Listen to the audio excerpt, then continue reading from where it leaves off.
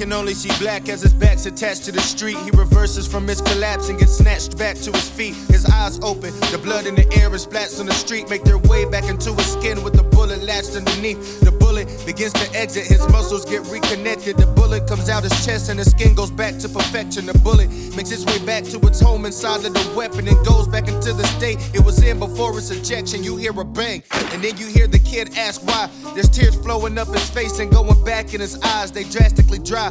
The man with the gun says stop, just shut up. You speak another word and you getting popped. I don't need a sermon from you, and F having a friend. And you heard me the first time, don't make me ask you again. That was after the kid had told him you don't have to depend on violence to get what you want, bro, we can actually win. The kid lowers his arms and turns towards his lap with the rim. His drinking chips fly from the ground and goes back in his head, away from the thief. He freezes, afraid to react, gun aimed at his back.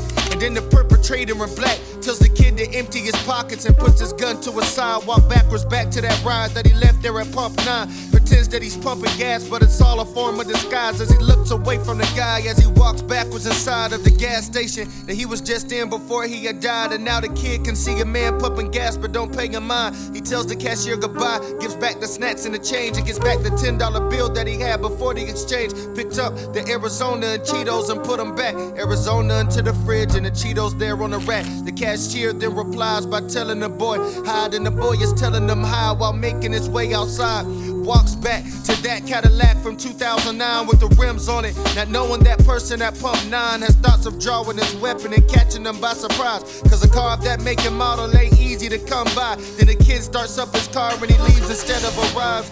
Thinking about how hungry he is the entire time. The kid drives in reverse, no food places on either side, and thinks, I'll just go to BP. It'll be fine, 10 minutes of driving fast in reverse on the back road. He punches the buttons into his gate, now he's back home. He gets out the car, and then you hear him yell, okay. It's his mom at the front door, and then she yells, be safe. Walks past the flowers and fountain and back to where mom is waiting. Goes inside of the house to the end of a conversation. He's shaking his head, yes, to show that he knows what she's saying. She says, son, it is a crazy world, no misbehaving. And son, you have a very good heart, that gift is the greatest. And people aren't really bad, they're just lost. It's really amazing how the right words can make anybody worthy of changing. Then the mom goes right back in the kitchen where she was making some healthy crap he ain't want. The kid replies with excitement, saying, man, there's a party tonight and we got invited. The mom says, you look nice, but hold up, where are you going? Then she turns her head back to the point before she had noticed, once upon a time.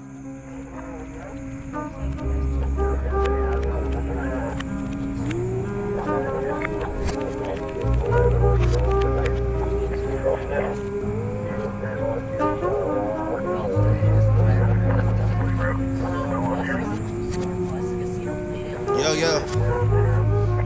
Now back to the gas station. The man just standing there and he's fake pumping his gas. Put the nozzle back in his place and then tightly puts on a cap. Gets in the car and looks away from every car that passed. He's hoping that he can find him a target to rob for cash. He starts the car, drives in reverse back to the block.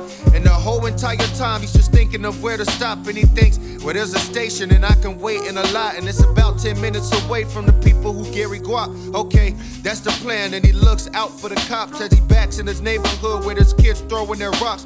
Rocks fly back in the hand, but this time the man doesn't watch. He turns away from the kids and keeps driving back, and he stops in the cul-de-sac where his bro is at, and everybody talks. He gets out the car and he smiles, and up to his brother he walks. He takes the gun from his pants, puts it in his brother's hands, shakes his head up and down to show that he understands. And his brother opens his mouth and says, this'll make you a man. In this world, you gotta get to these things any way you can, so make sure you protect yourself and make it happen regardless. Get to the bag, if they're not your family, they're a target. He says, listen up. The man says, what's up, bro? You called? As he walked backwards through all that high grass in the yard, walks past the dudes on the porch smoking weed and playing their cards, goes inside of the house and then walks back in the hall. Walks inside of his room, he locks and closes the door, quickly takes off his shoes and then drops his jeans to the floor. He rushes to lay down, but before placing his head, he's listening to his bro, trying to hear all the words he says. His brother yells from the window saying, yo, come to the yard. Puts his head on the pillow, then comes a reverse yawn. Then he closes his eyes and everything turns black. And now you guys know both sides of the story. Imagine that, once upon a time.